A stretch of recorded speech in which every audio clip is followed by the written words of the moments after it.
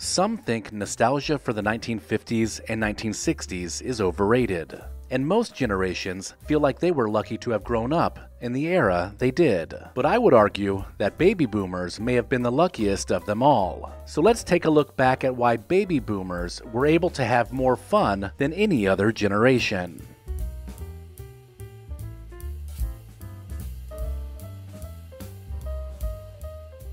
Growing up, baby boomers had access to playgrounds that might scare the daylights out of today's kids. But for them, it was all fun and games. There wasn't soft mulch or padding to protect you from falls, and the playground equipment was pretty adventurous to say the least. The slides, jungle gyms, and merry-go-rounds were made of metal, and they came with a bit of risk that made playing on them exhilarating. Of course you would get scraped up, but the burns from the hot metal and the scratches from the sharp corners taught you not to be scared of getting a little hurt.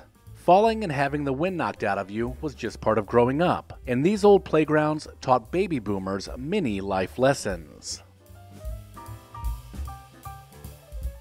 Having fun and being happy generally went hand in hand. Part of that happiness was knowing people around the community. Growing up, baby boomers were introduced to many people that they got to know pretty well. Spending so much time outside, kids got to know their neighbors. They also would see and say hello to the mailman or the milkman dropping off a delivery at their house. Seeing these folks on a daily basis would usually be greeted with a smile and a wave. There was also time spent at church. Sunday mornings meant being social, shaking hands, waving good morning, and carrying on some small talk before and after the service. Life was full, and relationships with people within the community made life better. Rediscover your past by digitizing your family's memories with Legacy Box. Watch until the end of this video to find out more about preserving your legacy, and then visit legacybox.com/recollection. Who remembers collecting cans, delivering papers, or doing other small jobs to earn some spending money? This was a baby boomer's first taste of independence, and there was nothing better than heading down to the local 5 and dime store to fill up a bag of penny candy. The assortment of hard candy, chocolate, and other sugary treats was overwhelming, but in the best way. Choosing was the hardest part, but luckily, some loose change went a long way, so you could get a little bit of everything. Whenever you jumped in the car to go for a ride, it didn't matter where you sat, because you were pretty much free to roam around without the restraints of a seatbelt. Sometimes you would be up front, maybe even sitting on Dad's lap, steering, while other times you would be sprawled out in the back of the station wagon, while the adults chauffeured you around. There were also those times when you would hop in the back of a pickup truck and have the wind in your face as you headed to or from baseball practice, or maybe even down to the corner Dairy Queen. The only real restraint that you may have had was your mom's arm reaching out to hold you in the seat when Dad hit the brakes a little too hard. Spending time outside was how everyone occupied their time back in the day. After school, weekends, and throughout the summer months, you would head out, maybe stop back by for a snack, and then head home when the streetlights flickered on. It didn't matter if you were playing games in the street, exploring the woods, or riding your banana seat bike around town. It was about keeping yourself busy with friends. This was a time when friendships ran deep because you spent so much time together. So it's really no surprise that some kids were bonded by blood. Did you ever become blood brothers with your best friend? Every year, sometime around Thanksgiving, mail-order catalogs would be delivered to homes across the country. The likes of Sears, Montgomery Ward, and JCPenney issued their annual Christmas books, which kids would pore over, dog-earing and circling all the toys that they wanted Santa to bring down the chimney. The excitement of seeing all of the best Christmas gifts in one place made writing out your Christmas list so much more fun. Flipping through hundreds of pages of toys, gadgets, and gear was pure magic and officially signaled the start of the Christmas season. It's really no surprise that baby boomers loved their cars, and car culture was so big during the 1950s and 1960s that they didn't want to leave the comfort of the big cushy bench car seats. So restaurants, or drive-ins as they were called, started catering to drivers by offering carside food service, delivered by car hop employees on foot or even skates. The tray would clip right to your car door, which allowed you to eat in the comfort of your classic Chevy or Ford.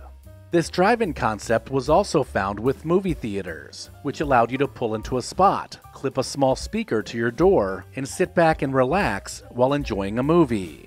Of course, you were surrounded by hundreds of other cars, but it was still a fun spot to hang out with friends or have a date night while catching a movie. Baby boomers were right in the middle of a revolution in music. Things were shifting away from the big band era and heading into uncharted territory. The new sound, paired with the gyrating hips of Elvis Presley, made rock and roll music, well, rock and roll. It also brought us the likes of Chuck Berry, Little Richard, and Jerry Lee Lewis, which continued challenging the music establishment. Just think, baby boomers were there for all of it. Plus, then they got to experience the British invasion, watching the Beatles perform live on The Ed Sullivan Show in 1964. Then, just 5 years later, some even had the chance to attend Woodstock, the greatest music festival ever assembled, where Jimi Hendrix played his legendary rendition of the United States national anthem. Cruising up and down Main Street, socializing with friends, and enjoying the local scene was how teenagers would spend their Friday evenings. The ritual was pretty simple. Pile into a car with all of your friends, crank up the radio, and roll down the windows as you made your way through town and back again. Stoplights gave you time to chat with the cars next to you, and cruising also gave you reason to stop off at a drive-in for a bite to eat before heading home. Baby boomers grew up in an era with few or certainly relaxed regulations on consumer products. Some toys were pretty awesome, but they also had the potential to hurt you if you weren't paying attention. Creepy crawlers were fun to make for sure. You just had to be careful because that thing maker got really hot. Lawn darts was another example of the risk that boomers were willing to take in the name of fun. As long as you weren't throwing them towards friends, you generally had a pretty good time playing the yard game.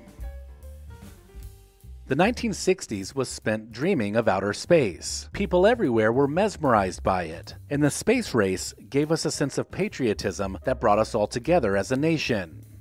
From firing off homemade rockets to watching the TV show Star Trek, it all culminated in the moon landing in 1969, which fulfilled the hopes and dreams of baby boomers across the country and inspired everyone to think bigger, beyond the planet Earth.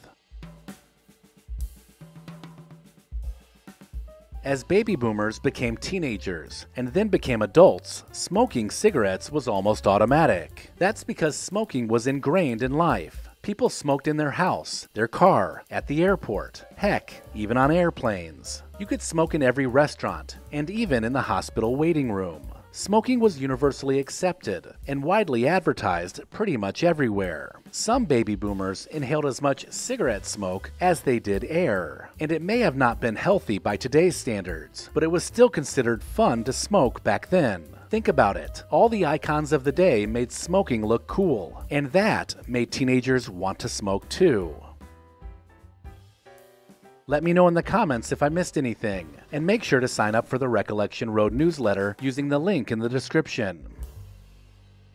Recollection Road and Legacy Box both believe it's important to preserve the past. If you're like me, there's a box of your family's treasured home movies and photos tucked away somewhere, and Legacy Box can help you preserve them digitally. The process is a simple and safe solution for converting your home movies and photos to thumb drive or to the cloud. Just send in your Legacy Box filled with old VHS and camcorder tapes, film reels, and pictures, and get back digital copies that can be easily enjoyed, shared, and kept organized. It's that easy. Legacy Box is trusted by over 1 million people, and it's all done right here in the USA. Get started preserving your past today. Go to legacybox.com/recollection to get an incredible 55% off. Buy today to take advantage of this exclusive offer and send in your memories when you're ready. Go to legacybox.com/recollection to save 55% while supplies last.